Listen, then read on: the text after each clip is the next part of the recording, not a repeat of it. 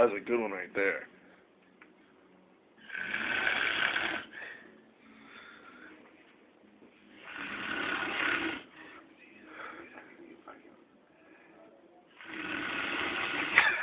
You can tell he hasn't been with a woman, because I would have been hit about 30 times by now. Shut up!